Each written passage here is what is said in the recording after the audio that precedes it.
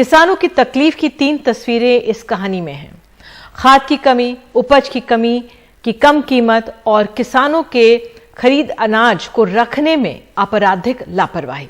खाद की कमी तो बोवनी शुरू होने से दिसंबर के अंत तक बनी हुई है। सरकार दिल्ली तक दौड़ लगा रही है, बयान कुछ और दे रही है, विधानसभा में कुछ और बता रही है। उधर विदिशा में खुले में रखा गया धान भीगा तो मंदसौर में बेमौसम की बारिश ने प्याज किसानों पर कहर ढाया है।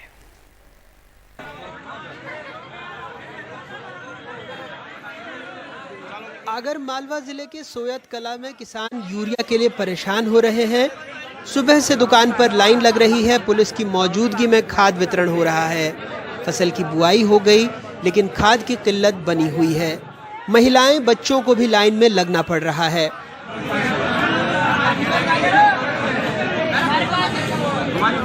मंदसौर की मंडी में बेमौसम बरसात ने प्याज पर कहर ढाया है। जो प्याज अब 20 से 25 रुपए प्रति किलो खरीद रहे हैं, उनके लिए इन किसानों को सिर्फ 50 पैसे प्रति किलो से लेकर 18 रुपए प्रति किलो तक ही मिल रहा है। रुपए किलो में 50 पैसे रुपए किलो में क्या आ रही, लागत भी मिल रही है हमारे को, नुकसान हो रहा है। आज 4 दिन हो गया गाड़ी लेके आते, 50 रुपए का तो पेट्रोल बाद दिया, 100 रुपया रोज का। तो अब इसमें कई किसान छोड़ के भी गए हैं, आप भी छोड़ जाओगे? तो फिर क्या करेंगे? नहीं छोड़ेंगे क्या करेंगे? छोड़ना पड़ेगा। छोड़ के जाओगे? जाएंगे छोड़ के। नीचे में 50 रुपए कुंटल तक खरीदारी हो रही है इसकी, और कम से कम 1 बीघे में 40 से 50 हजार रुपए का खर्चा आता है। घर से लेके यहाँ किसान जो मंडी में ट्रॉली लेके आते हैं, तो वो मतलब 1 बोरी पे 100 रुपए कुंटल का लेते हैं।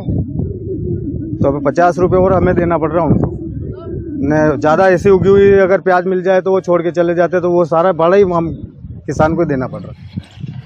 विदिशा मंडी में 953 मीट्रिक टन धान, जिसकी कीमत लगभग 1.5 करोड़ रुपए है, वो 2 साल से रखी है, सड़ चुकी है।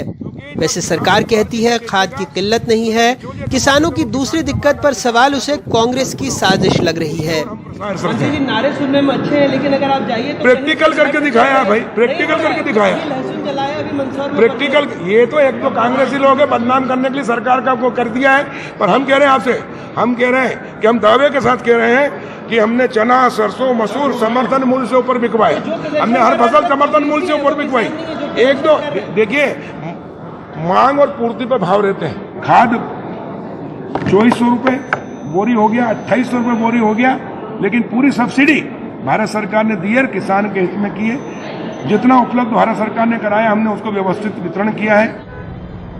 वैसे सदन के अंदर मंत्री जी ने कांग्रेस विधायक जीतू पटवारी के सवाल पर लिखित जवाब में कहा है कि रबी सीजन में यूरिया का लक्ष्य 20 लाख मीट्रिक टन है, मिला है 11,07,000 मीट्रिक टन। डीएपी का लक्ष्य है 8,50,000 मीट्रिक टन, मिला है 5,40,000 मीट्रिक टन। एनपीके का लक्ष्य है 2,35,000 मीट्रिक टन, मिला है 3,44,000 मीट्रिक टन।